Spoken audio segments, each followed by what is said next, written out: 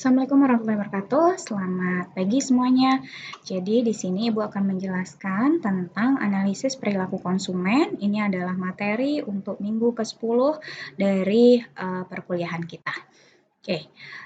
Seperti yang sudah kita ketahui, di minggu lalu kita sudah mempelajari tentang yang sudah ada ya, maksudnya yang dari challenging kita bagaimana memulai bisnis, lalu setelah itu bagaimana kita memanage bisnis tersebut. Yang sekarang lebih kepada kita melihat kira-kira perilaku konsumen yang seperti apakah yang sangat berpotensi atau potensial untuk bisnis kita. Oke, kita lihat dulu dari pengertiannya. Pengertian dari perilaku konsumen di sini adalah menurut Angel adalah tindakan yang langsung terlibat dalam mendapatkan, mengkonsumsi, dan menghabiskan produk dan jasa, termasuk proses yang mendahului dan menyusul dari tindakan ini.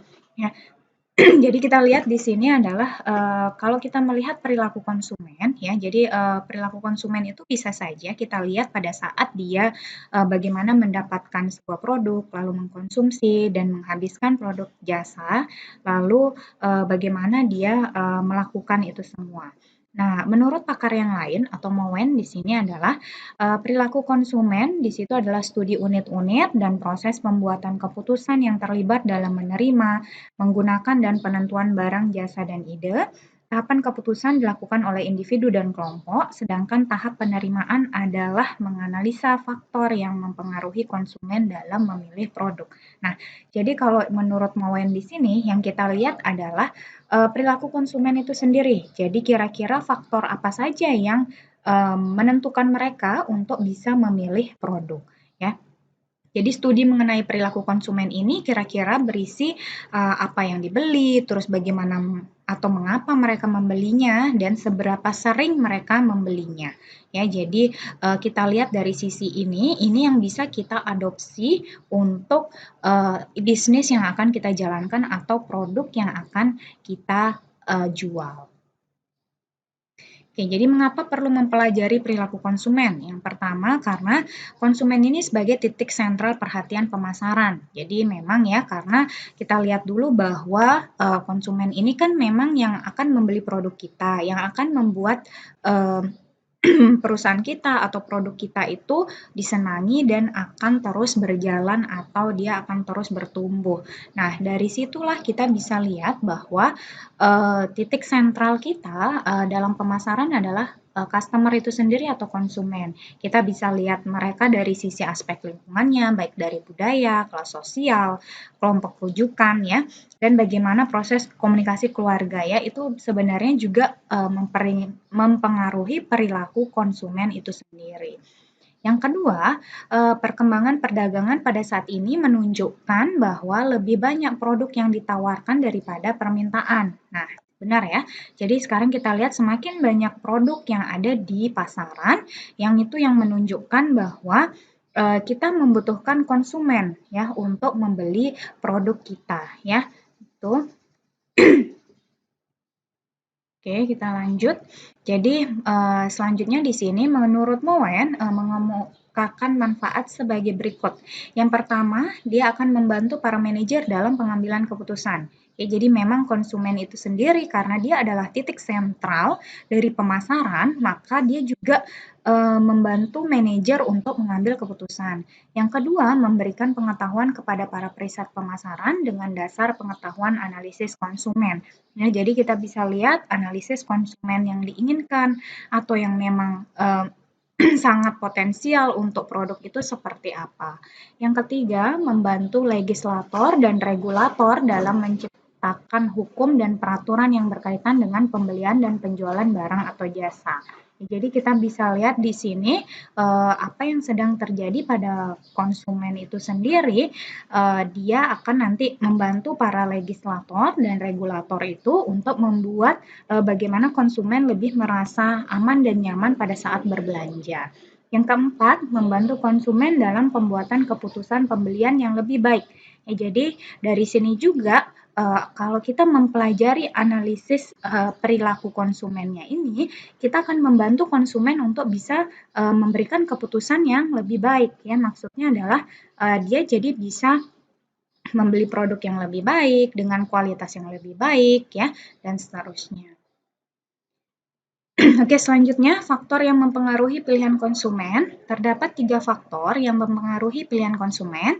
Yang pertama adalah konsumen individual. Jadi di sini artinya pilihan untuk membeli suatu produk dengan merek tertentu dipengaruhi oleh hal-hal yang ada pada diri konsumen, ya. Jadi kalau misalnya kita akan membeli produk, ya, atau kita balik misalnya kita adalah konsumen dari sebuah produk itu. Yang kita lihat kadang-kadang ya dari merek, ya, mungkin karena kita cocok terhadap merek tertentu. Lalu sikap kita terhadap produk itu ya seperti apa, kondisi demografis kita ya, misalnya kita tinggal di di iklim yang tropis, maka kita tidak mungkin akan membeli jaket tebal gitu ya. Jadi itu juga mempengaruhi. Lalu gaya hidup dan karakteristik kepribadian individu akan mempengaruhi pilihan individu terhadap berbagai alternatif merek yang tersedia ya. Jadi tergantung kepribadiannya juga ya. Semakin biasanya kepribadiannya yang tertutup, mungkin ada produk yang memang dia inginkan ya, berbeda dengan orang yang berkepribadian ekstrovert misalnya. Faktor kedua yaitu lingkungan yang mempengaruhi konsumen. Ya, jadi lingkungannya ini kita bisa lihat dari mungkin ya didasari banyak pertimbangan, misalnya lingkungannya sebelumnya bilang bahwa produk ini atau makanan ini enak loh gitu ya. Jadi itu juga mempengaruhi. Jadi pada saat lingkungannya banyak yang memberi review seperti itu, maka konsumen yang baru ya itu akan juga berkeinginan untuk membeli produk tersebut. Ya. Oke, yang ketiga yaitu stimuli pemasaran atau juga disebut strategi pemasaran yang banyak dibahas adalah satu-satunya variabel dalam model ini yang dikendalikan oleh pemasar. Jadi dalam hal ini pemasar berusaha mempengaruhi konsumen dengan menggunakan strategi pemasaran itu. Misalnya contohnya kayak iklan. Lalu ada konsumen tersebut juga bersedia memilih produk yang ditawarkan. Ya, jadi karena adanya strategi pemasaran, jadi di sini dia bisa memilih merek yang ditawarkan. Oke. Model perilaku konsumen. Kita lihat di sini ya, kalau kita lihat dari atas ya, atau kita lihat dari misalnya konsumen individu ya. Di sini ada konsumen individu. Konsumen individu ini dia adalah dia membuat keputusan untuk dirinya sendiri ya. Lalu dia juga bisa membuat tanggapan konsumen, lalu ada umpan balik pemasaran. Ya, jadi ini lalu dari umpan balik ini ada penerapan dari perilaku konsumen pada strategi pemasarannya. Lalu dia bisa saja kembali lagi ke pembuatan keputusan konsumen ya dan seterusnya. Nah, pengaruh lingkungan tadi juga jangan lupa, ini juga sangat mempengaruhi pembuatan keputusan konsumen. Ya, jadi kalau misalnya teman-temannya ada yang bilang nggak cocok, jangan pakai produk itu terlalu keras atau misalnya nggak enak. Nah, itu bisa juga mempengaruhi pembelian mereka atau keputusannya. Oke. Jadi tujuan utama konsumen mengkonsumsi suatu produk yang dijual di pasar adalah untuk memaksimumkan kepuasan total atau total satisfaction atau total utilitas. Jadi pada dasarnya, konsep utilitas dalam ekonomi manajerial mengacu pada kepuasan konsumen yang berkaitan dengan kepemilikan, ya, penggunaan, konsumsi atau manfaat dari suatu produk. Ya, jadi di sini kita bisa lihat bahwa konsep utilitas dalam ekonomi manajerial maksudnya adalah kepuasan konsumen itu tergantung pada kepemilikan terhadap produk ya. Jadi kalau misalnya konsumen sudah bisa memiliki produk, itu akan memiliki satisfaction ya atau kesenangan tersendiri atau kepuasan. Lalu dia bisa menggunakannya sesuai dengan kebutuhannya, bisa dikonsumsi dan bisa bermanfaat dari suatu produk itu sendiri. Oke, utilitas melekat dalam produk itu mencerminkan kualitas memberikan kepuasan total kepada konsumen yang mengkonsumsi produk itu ya. Tadi seperti yang Ibu sudah bilang bahwa semakin konsumen tersebut bisa melihat ya kualitas dari produk kita ya atau yang kita jual, maka dia akan semakin total ya atau utilitas tadi semakin bisa terpenuhi semuanya ya. Jadi dari sini kita bisa lihat kualitas dari konsumen berdasarkan yang tadi berdasarkan kita bagaimana melihat dari dia bisa akhirnya memiliki produk tersebut, bisa menggunakan, bisa mengkonsumsi dan bisa memanfaatkan produk tadi ya. Oke, karena kualitas berfokus kepada kepuasan konsumen, perlu dipahami komponen-komponen yang berkaitan dengan kepuasan tersebut. Pada dasarnya, dapat didefinisikan secara sederhana sebagai suatu keadaan di mana ketentuan, keinginan, dan harapan konsumen dapat terpenuhi melalui produk yang dikonsumsi. Ya, jadi tadi kan kalau misalnya konsumen tersebut berhasil untuk membeli atau dia sudah membeli produk yang kita tawarkan, maka ya kita paling tidak di sini harus menyediakan ya supaya harapan konsumen tersebut terpenuhi ya. Jadi dari produk yang kita jual tadi ya. Jadi ada ketentuan, ada keinginannya, mereka terpenuhi semua. Oke, faktor yang mempengaruhi persepsi dari ekspektasi konsumen adalah yang pertama kebutuhan dan keinginan. Ya, jadi kita lihat kalau memang konsumen itu bagaimana dia menentukan dia mau membeli produk itu dari yang pertama adalah kebutuhan dan keinginannya. Ya, jadi apakah dia butuh atau dia ingin. Lalu yang kedua pengalaman masa lalu. Maksudnya adalah ini juga bisa dilihat dari sebelumnya saya pernah pakai produk ini. Nah, itu juga bisa menjadi pertimbangan untuk membeli. Yang ketiga ada pengalaman dari teman-teman ya. Jadi teman-temannya kalau udah beli, jadi teman-temannya bercerita gitu ya, nanti dia akan membeli lagi. Yang keempat komunikasi dari iklan dan pemasaran. Ya, jadi sebenarnya urutan dari iklan ini ada di paling bawah ya. Jadi dia memang tidak terlalu mempengaruhi sebenarnya tapi juga mempengaruhi.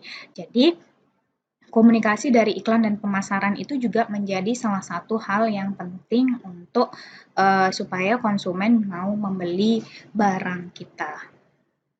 Oke, ini menurut Takeuchi dan Quelch di sini mendeskripsikan ada beberapa faktor yang mempengaruhi persepsi konsumen berdasarkan waktu sebelum, pada saat, dan sesudah membeli suatu produk. Jadi seperti ditunjukkan pada tabel berikut. Jadi sebelum membeli produk ya biasanya konsumen itu lebih melihat kepada image dan merek perusahaan. Jadi dia lihat kira-kira siapa nih yang jadi brand ambasadornya mungkin ya. Lalu produk tersebut kira-kira sudah berapa lama ada di pasaran ya, image-nya bagus nggak ya. Lalu pengalaman sebelumnya ya, jadi pengalaman sebelumnya misalnya nih sudah sering pakai HP merek A, jadi nggak mau berpindah ke merek B ya. Lalu opini dari teman, mungkin temannya banyak yang pakai HP merek A. Lalu reputasi toko yang menjual ya, jadi misalnya di toko penjual yang ada di Mataram ini yang paling bagus ya. Lalu publikasi hasil produk ya, publikasi hasil produknya maksudnya adalah dia bisa di sini mohon maaf. Jadi kita bisa lihat di sini jadi kita lihat dari publikasi hasil produknya, misalnya dia dipublikasikan di mana saja atau banyak ya yang memakai. Lalu harga yang dijalankan ya, mohon maaf harga yang diiklankan ya. Jadi harga tersebut juga pastinya sangat berpengaruh. Dan pada saat dia membeli produk, yang pertama spesifikasi performansi ya. Jadi pada saat dia membeli produk itu malah yang dilihat adalah performance dari produknya. Lalu dilihat komentar dari penjual ya, penjualnya bilang oh bagus ini, lebih bagus ini gitu ya. Lalu kondisi jaminan, nah adanya garansi itu juga penting. Lalu kebijaksanaan perbaikan dan servis ya, jadi bagaimana kalau misalnya ada hal yang perlu diperbaiki itu bisa dilakukan dengan mudah. Lalu program pendukungnya dan harga yang ditetapkan. Lalu sesudah membeli produk, ini lebih terlihat karena sudah dibeli produknya ya, sudah dibawa pulang, lalu kemudian kemudahan instalasi dan penggunaan, lalu penanganan perbaikan, pengaduan dan jaminan ya, ketersediaan spare part, efektivitas pelayanan purna jual dan keandalan dari produk tersebut. Ya, jadi kalau misalnya sudah dibeli, itu sebenarnya yang diinginkan oleh customer adalah servis purna jual ya, atau bagaimana kalau misalnya terjadi kerusakan atau ada yang mau ditanyakan itu bisa dilakukan dengan mudah ya. Itu lebih ke arah maintenance dari produknya. Oke, karakteristik produk yang diinginkan konsumen. Ini pada umumnya konsumen menginginkan produk yang pertama adalah yang lebih cepat ya. Jadi kalau misalnya dia sudah punya HP yang sebelumnya, misalnya dia lebih berkeinginan HP yang selanjutnya misalnya itu lebih cepat. Lalu yang kedua lebih murah ya. Jadi memang murah ini sangat mempengaruhi atau harganya juga sangat mempengaruhi. Yang ketiga lebih baik atau better ya, maksudnya adalah kalaupun memang tidak lebih cepat atau misalnya tidak lebih murah ya, mungkin lebih cepatnya oke. Lebih murah misalnya dia lebih mahal membelinya, tapi paling tidak bisa lebih baik dari yang dipunyai sebelumnya. Ya, ini dari sisi bagaimana konsumen menginginkan produk. David Garvin di sini mendefinisikan 8 dimensi yang dapat digunakan untuk menganalisis karakteristik kualitas produk sebagai berikut ya. Yang pertama adalah performance ya. Jadi di sini kita lihat kalau produk kita lihat apalagi kita yang orang IT misalnya kalau mau membeli smartphone yang dilihat adalah dari performance-nya, misalnya dari sisi RAM-nya kah yang lebih besar ya, penyimpanan dan lain sebagainya. Terus feature ya atau fitur ya, fiturnya itu apa, apakah dia sudah lebih baik ya, lalu handal ya, handal berarti dia bisa memang diandalkan, terus conformance ya, conformance berarti dia bisa digunakan juga dengan lebih baik lagi ya, terus durability atau daya tahan produknya seperti apa ya. Lalu serviceability tadi ya, kalau dari sisi maintenance seperti apa ya, maintenance-nya bisa dilakukan purna jual. Lalu estetik ya, ini berarti kalau estetik ini kan dirasa sesuai mungkin dari sisi warna ya, lalu dari sisi bentuk produk ya, itu dia. Lalu kualitas yang dirasakan. Nah, yang nomor 8 ini mungkin lebih ke rasa ya, jadi tidak bisa diukur. Jadi yang dirasakan oleh customer itu mungkin bisa saja pendukung dari 1 sampai 7 yang di atas. Oke, produk dalam e-bisnis ditentukan salah satunya adalah dengan keandalan web ya. Jadi dimensi situs web yang penting untuk diperhatikan oleh pengembang startup dalam mendapatkan konsumen adalah yang pertama harus ada navigasi. Ya, ini misalnya kalian kan nantinya akan membuat startup ya, mungkin entah itu nanti dia berbasis mobile atau berbasis web. Nah, pastinya yang pertama harus ada navigasi yang menarik. Lalu maksudnya navigasi di sini untuk memudahkan mengelola web tersebut. Lalu ada informasi dan saran seperti helpdesk ya.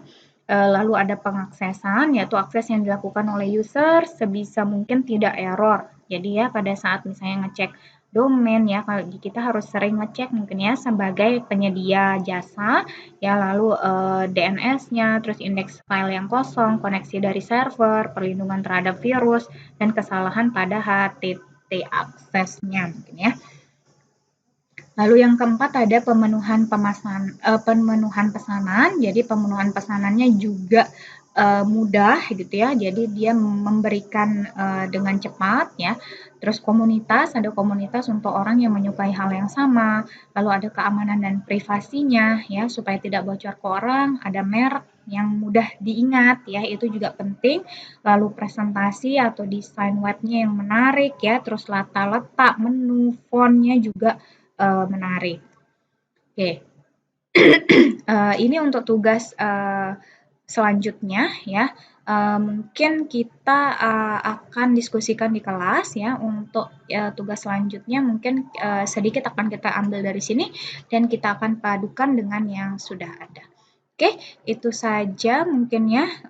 Nanti kita bahas di kelas. Terima kasih banyak untuk yang sudah mendengarkan dan menonton video ini. Assalamualaikum warahmatullahi wabarakatuh. Selamat pagi semuanya.